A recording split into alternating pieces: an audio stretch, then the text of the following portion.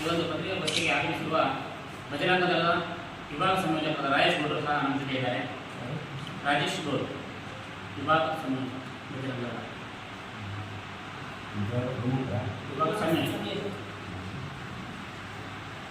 ಪ್ರತಿಮಾ ಸತೀಶ್ ಜೋಡಿ, ವಿಶ್ವ ಹಿಂದೂ ಪರಿಷತ್ ಜಿಲ್ಲಾ ಅಧ್ಯಕ್ಷರು, ಅವರು ಸಹ ನಮ್ಮ ಜೊತೆ ಇದ್ದಾರೆ. ಹಾಗೆ ಜಿಲ್ಲಾ ಕಾರ್ಯದರ್ಶಿ ಮಂಜುಗೌಡ, ಬಜರಂಗ ದಳ ನಗರ ಸಂಯೋಜಕ ಸುನೀಲ್ ರುದ್ರಪ್ಪ, ಕಾರ್ಯದರ್ಶಿ ಅಜಿತ್, ಸಂತೋಷ್ ಶಿವಾಜಿ, ಬಜರಂಗ ದಳ ಜಿಲ್ಲಾ ಸಂಯೋಜಕ. ಹಾಗೂ ಈ ಒಂದು ಪತ್ರಿಕಾಗೋಷ್ಠಿಗೆ ಆಗಮಿಸುವ ಪತ್ರಿಕಾ ಮಿತ್ರರು, ನಿರಂತರವಾಗಿ ಹಿಂದೂಗಳ ಮೇಲೆ ದೌರ್ಜನ್ಯ ನಡೀತಾ ಇದೆ, ಅದರ ವಿರುದ್ಧ ವಿಶ್ವ ಹಿಂದೂ ಪರಿಷತ್ ಏನು ಸಂಘಟನೆ ಏನೇನು ಕೆಲಸ ಮಾಡಿದೆ ಅದ್ರ ಬಗ್ಗೆ ಸಂಕ್ಷಿಪ್ತವಾಗಿ ಜನರಿಗೆ ತಿಳಿಸಬೇಕು ಹಾಗೂ ಜನಜಾಗೃತಿ ಮಾಡುವಂತಹ ಸಲುವಾಗಿ ಈ ಒಂದು ಪತ್ರಿಕಾಗೋಷ್ಠಿಯನ್ನು ನಾವು ಪಡೆದಿದ್ದೇವೆ. ಪ್ರತಿಮಾ ಸತೀಶ್ ಜೋಗಿ ಅದರ ಬಗ್ಗೆ ಮಾತಾಡ್ತಾರೆ. ಎಲ್ಲರಿಗೂ ನಮಸ್ಕಾರ. ವಿಶ್ವ ಹಿಂದೂ ಪರಿಷತ್ ಬಜರಂಗ ದಳದಿಂದ ಎಲ್ಲ ಕರ್ನಾಟಕದ ಎಲ್ಲ ಕಡೆ ಇಡೀ ದೇಶಾದ್ಯಂತ ಪ್ರತಿಭಟನೆ ನಡೀತಾ ಇದೆ. ಹಾಗೆ ಹಿಂದೂ ಜನಜಾಗೃತಿ ಸಮಿತಿಯಿಂದ ನಿನ್ನೆ ಕೂಡ ನಮಗೆ ಮಾನವ ಸರಪಳಿ ಮಾಡಿ ಸಾಗರದಲ್ಲಿ ಪ್ರತಿಭಟನೆ ಮಾಡಿದ್ದೀವಿ. ಹಾಗೆ ಎಲ್ಲ ಕಡೆ ಮನವಿಗಳನ್ನ ಕೊಡುವಂಥ ಕೆಲಸಗಳಾಗ್ತಾ ಇದೆ, ಪತ್ರಿಕಾಗೋಷ್ಠಿಗಳನ್ನು ಕೊಡುವಂಥ ಕೆಲಸಗಳಾಗ್ತಾ ಇದೆ. ನಾವು ಕೇಳೋ ಪ್ರಶ್ನೆಗಳಿಷ್ಟೇ, ಏನಾದರೂ ಒಂದು ಸಮಸ್ಯೆಗಳು ಬಂದಾಗ, ದೇಶದ ಸಮಸ್ಯೆ ಬಂದಾಗ, ಹಿಂದುತ್ವದ ಸಮಸ್ಯೆಗಳು ಬಂದಾಗ ಬರೀ ಪರಿವಾರ ಸಂಘಟನೆಗಳು ಮಾತ್ರ ಅದಕ್ಕೆ ಹೋರಾಡಬೇಕಾ? ಆ ಪರಿವಾರ ಸಂಘಟನೆಗಳು ಮಾತ್ರ ಹಿಂದೂಗಳ, ಬೇರೆ ಯಾರು ಹಿಂದೂಗಳಲ್ವಾ? ನಿನ್ನೆ ಕೂಡ ನಾವು ಮಾನವ ಸರಪಳಿ ಮಾಡಿ ನಾವು ಪ್ರತಿಭಟನೆ ಮಾಡ್ತಾ ಇದ್ವಿ. ಅಲ್ಲೂ ಹಿಂದೂಗಳ ಅಂಗಡಿಗಳು ಬೇಕಾದಷ್ಟಿದೆ. ನಾವು ಮಾಡಿದ ಅಂಬೇಡ್ಕರ್ ವೃತ್ತದಲ್ಲಿ ಅಲ್ಲೂ ಕೂಡ ಹಿಂದೂಗಳ ಅಂಗಡಿಗಳು ಬೇಕಾದಷ್ಟಿದೆ. ಅಂಗಡಿಯಿಂದ ಹೊರಗಡೆ ಬಂದು ನಿಂತ್ಕೊಂಡು ನೋಡ್ತಾರೆ ಹೊರತು ಅಂಗಡಿ ಮೇಲ್ಗಡೆ ಹಾಕೊಂಡು ನೋಡ್ತಾರೆ ಅಂದರೆ ಅದನ್ನ ಬೀದಿಗಿಳಿದು ಪ್ರತಿಭಟನೆ ಮಾಡ್ತಾ ಇಲ್ಲ. ಯಾಕೆ? ಅವ್ರ ಮನೆ ಬುಡಕ್ಕೆ ಅವ್ರಿಗೆ ಬರೋ ತನಕ ಹಿಂದೂಗಳು ಎಚ್ಚೆತ್ತುಕೊಳ್ಳಲ್ಲ ಅಂತ ನಾನು ಹೇಳ್ತೀನಿ. ಇವತ್ತು ಏನು ಬಾಂಗ್ಲಾದೇಶದಲ್ಲಿ ಆಗಿದೆ ಪರಿಸ್ಥಿತಿ, ಅದು ನಾಳೆ ಸಾಗರ ಹಿಂದೂಗಳಲ್ಲಿ ಆಗಲ್ಲ ಅಂತ ಏನೂ ಇಲ್ಲ. ಯಾಕಂದ್ರೆ ನಮ್ಮದೇ ಭಾಗ ನಮ್ಮ ದೇಶದೇ ಭಾಗ ಆಗಿರ್ತಕ್ಕಂಥ ಬಾಂಗ್ಲಾದೇಶ 47ರ ನಂತರ ಅದು ಭಾಗ ಆಗಿದ್ದು. ಅಲ್ಲಿ ಇವಾಗ ಹಿಂದೂಗಳು ಅಲ್ಪಸಂಖ್ಯಾತರು, ಅಲ್ಲಿ 1 ಕೋಟಿಗಿಂತಲೂ ಜಾಸ್ತಿ ಹಿಂದೂಗಳು ಇದ್ದಾರೆ. ಈಗ 32% ಹಿಂದೂಗಳು ಇರ್ತಕ್ಕಂಥ ದೇಶದಲ್ಲಿ ಈಗ ಬರೀ 8% ಹಿಂದೂಗಳಾಗಿದ್ದಾರೆ. ನಮ್ಮ ಜೊತೆಯಲ್ಲಿ ಆಡಿ ಬೆಳೆದಿರ್ತಕ್ಕಂಥ ಸ್ನೇಹಿತರೆ ನಮ್ಮನ್ನ ಮನೆಯಿಂದ ಹೊರಗಡೆ ಹಾಕ್ತಾ ಇದ್ದಾರೆ. ಅಲ್ಪಸಂಖ್ಯಾತ ಸ್ನೇಹಿತರು ಹೊರಗಡೆ ಹಾಕ್ತಾರೆ. ನಮ್ಮ ಪ್ರಾರ್ಥನಾ ಮಂದಿರಗಳನ್ನ ಧ್ವಂಸ ಮಾಡ್ತಾ ಇದ್ದಾರೆ, ನಮ್ಮ ಶ್ರದ್ಧಾ ಕೇಂದ್ರಗಳನ್ನ ಧ್ವಂಸ ಮಾಡ್ತಾ ಇದ್ದಾರೆ, ನಮ್ಮ ಸ್ಮಶಾನಗಳನ್ನ ಧ್ವಂಸ ಮಾಡ್ತಿದ್ದಾರೆ. ನಮ್ಮ ಹಿಂದೂ ಹೆಣ್ಣುಮಕ್ಕಳನ್ನ ಅತ್ಯಂತ ಅಮಾನವೀಯ ರೀತಿಯಲ್ಲಿ ಒಂದು ರೇಪ್ ಮಾಡ್ತಾ ಇದ್ದಾರೆ, ಒಂದು ವಯಸ್ಸಾದವರಿಗೆ ಅಷ್ಟು ಹಿಂಸೆ ಕೊಡ್ತಾ ಇದ್ದಾರೆ. ಯಾಕೆ ಅಷ್ಟು? ನಮ್ಮ ದೇಶದಲ್ಲೂ ಕೂಡ ಅಲ್ಪಸಂಖ್ಯಾತರಿದ್ದಾರೆ. ಅವರದ್ದೇ ಆಚರಣೆಗಳು, ಅವರದ್ದೇ ಹಬ್ಬ ಹರಿದಿನಗಳು, ಅವರದ್ದೇ ಪ್ರಾರ್ಥನೆಗಳು ಮಾಡಲಿಕ್ಕೆ ಯಾವುದೇ ರೀತಿ ಅಡ್ಡಿ ಇಲ್ಲ. ಅವರು ಖುಷಿಯಾಗಿ ಎಲ್ಲದನ್ನೂ ಅವರು ಸಂಭ್ರಮಾಚರಣೆ ಮಾಡ್ಕೊಂಡು ಹೋಗ್ತಾರೆ. ಆ ಒಂದು ಅವಕಾಶ ಬಾಂಗ್ಲಾದೇಶದ ಹಿಂದೂಗಳಿಗೆ ಯಾಕಿಲ್ಲ ಅಂತ ನಾನು ಕೇಳ್ತಾ ಇರೋದು. ನಾವು ಯಾವತ್ತೂ ಕೂಡ ಮಾತಿದ್ದ ನಾವು ಜಾತಿದಿಂದ ಅಂತ ಹೇಳಿ ಮಾತಾಡ್ತಾರಲ್ಲ, ಅವ್ರನ್ನ ಇವಾಗ ಯಾಕೆ ಮಾತಾಡ್ತಾ ಇಲ್ಲ? ಹಿಂದುತ್ವದ ವಿಚಾರದಲ್ಲಿ ಯಾಕೆ ಮಾತಾಡ್ತಿಲ್ಲ? ನಾವೇನು ಪಾಕಿಸ್ತಾನದಲ್ಲ, ನಾವು ಭಾರತೀಯರೇನು ಅಂತ ಹೇಳಿ ಮಾತಾಡ್ತಾರಲ್ಲ. ಭಾರತ ದೇಶಕ್ಕೆ ಸಮಸ್ಯೆ ಆಗ್ತಾ ಇದೆ. ನಾವು ಬಾಂಗ್ಲಾದೇಶ ಕೂಡ ನಮ್ಮದೇ ದೇಶ ಆಗಿರ್ತಕ್ಕಂಥದ್ದು. ಈ ಅದು ಭಾರತಕ್ಕೂ ಆಗಲ್ಲ ಅಂತ ಅಲ್ಲ.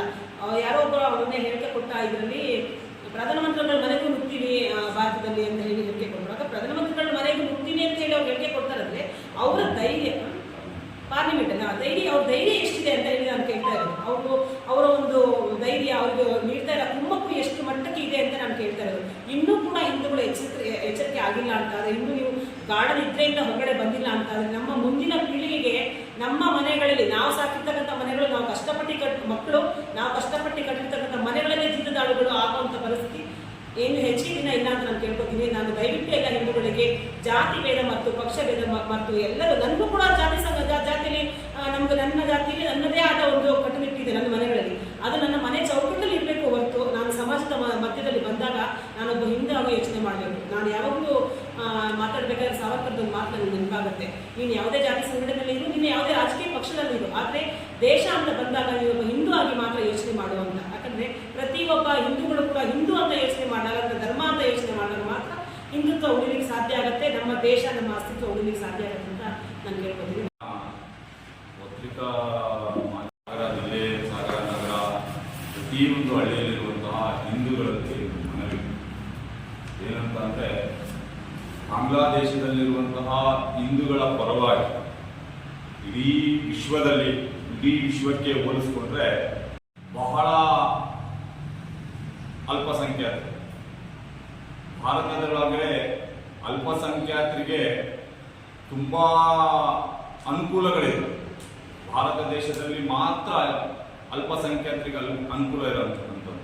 ಇಡೀ ವಿಶ್ವದೊಳಗಡೆ ಎಲ್ಲೂ ಸಹ ಈ ರೀತಿಯ ವ್ಯವಸ್ಥೆ ಇಲ್ಲ. ನಾವು ಇದನ್ನು ನೋಡಿದ್ರೆ ಮೊನ್ನೆ ದಿನ ಈಗೇನು 15 ದಿವಸದಿಂದ ಎಲ್ಲ ಮಾಧ್ಯಮಗಳಲ್ಲೂ ಬರ್ತಾ ಇದೆ, ಇಡೀ ಜಗತ್ ಜಾಹೀರಾಗಿದೆ, ಎಲ್ಲ ಸೋಷಿಯಲ್ ಮೀಡಿಯಾದಲ್ಲಿ ಬರ್ತಾ ಇದೆ. ಬಾಂಗ್ಲಾದೇಶದಲ್ಲಿ ಹಿಂದೂಗಳ ಮೇಲೆ ಬಹಳ ಕ್ರೂರವಾಗಿ ದೌರ್ಜನ್ಯವನ್ನು ಮಾಡ್ತಾ ಇದ್ದಾರೆ.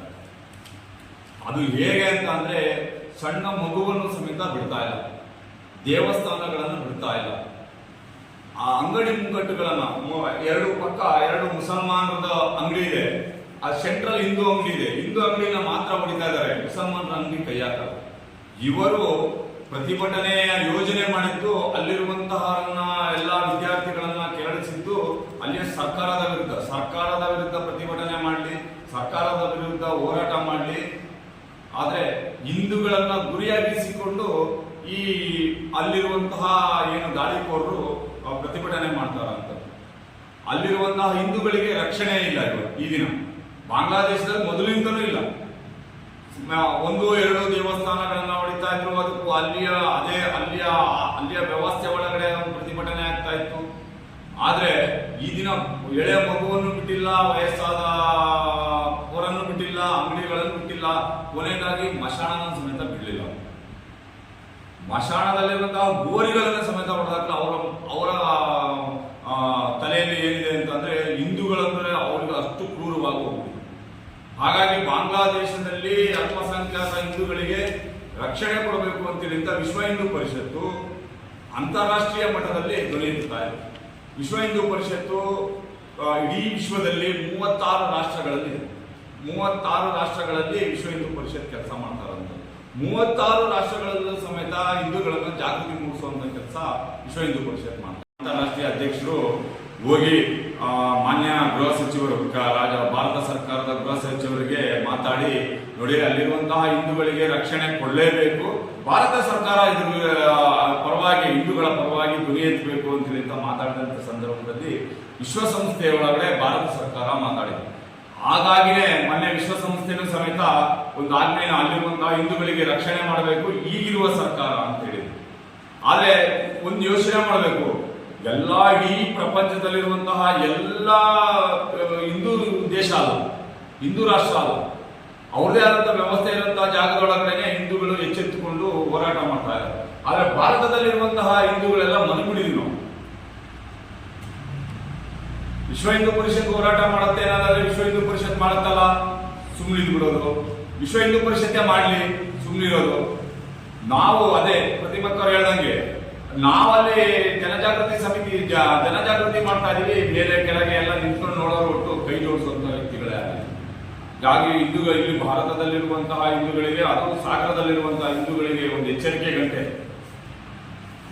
ಭಾರತ ವಿಭಜನೆ 1947ರಲ್ಲಿ ಆಗುತ್ತೆ. 47ರಲ್ಲಿ ಆಗಕ್ಕೂ ಮುಂಚೆ ಬಾಂಗ್ಲಾದೇಶ ನಮ್ಮದೇ ರಾಷ್ಟ್ರ, ಅಫ್ಘಾನಿಸ್ತಾನನು ನಮ್ಮದೇ ರಾಷ್ಟ್ರ, ಪಾಕಿಸ್ತಾನನು ನಮ್ಮದೇ ರಾಷ್ಟ್ರ. ಬೇರೆ ಆಗಿದ್ದು ಧರ್ಮದ ಆಧಾರದ ಮೇಲೆ. ಬೇರೆ ಆದಂತ ಸಂದರ್ಭದಲ್ಲಿ ಬಾಂಗ್ಲಾದೇಶದಲ್ಲಿ 38% ಹಿಂದೂಗಳಿದ್ರು, ಇವತ್ತು 8% ಬಂದಿದ್ದಾರೆ.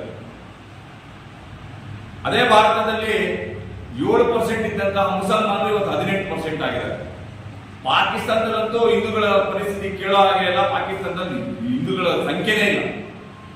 ಹಾಗಾಗಿ ಯೋಚನೆ ಮಾಡಬೇಕು, ಇರುವಂತಹದ್ದು ನಮ್ಗೆ ಒಂದೇ ದೇಶ ಭಾರತ. ಹಿಂದೂಗಳಿಗೆ ಈ ಭಾರತದ ಮೇಲೆ ಆಕ್ರಮಣ ಆಗೋಕ್ಕೂ ಮುಂಚೆ ನಾವೇನಾದ್ರೂ ಎಚ್ಚೆತ್ತುಕೊಂಡೇ ಹೋದ್ರೆ ಮುಂದಿನ ದಿನ ಅಲ್ಲಿ ಹೊಡೆದಿರುವಂತಹ ಅಂಗಡಿಗಳನ್ನ ಇಲ್ಲಿ ಹೊಡಿತಾರೆ, ನಾವು ಮಕ್ಕಳಿಗೆ ಮಾಡಿಟ್ಟಿರುವಂತಹ ಆಸ್ತಿಗಳನ್ನು ಉಳಿಯಲ್ಲ, ಮನೆ ಉಳಿಯಲ್ಲ, ನಮ್ಮ ದೇವಸ್ಥಾನ ಉಳಿಯಲ್ಲ, ಏನು ಉಳಿಯಲ್ಲ. ಈಗಲೇ ನಾವು ಹಿಂದೂಗಳೆಲ್ಲ ಜಾಗೃತರಾಗಬೇಕು ಅಂತೇಳಿ ವಿಶ್ವ ಹಿಂದೂ ಪರಿಷತ್ತು ಇಡೀ ಭಾರತ ದೇಶದಾದ್ಯಂತ ಎಲ್ಲಾ ಹೋಬಳಿ ಕೇಂದ್ರಗಳಲ್ಲಿ ಜನಜಾಗೃತಿ ಕಾರ್ಯಕ್ರಮಗಳನ್ನು ಮಾಡ್ತಾರೆ.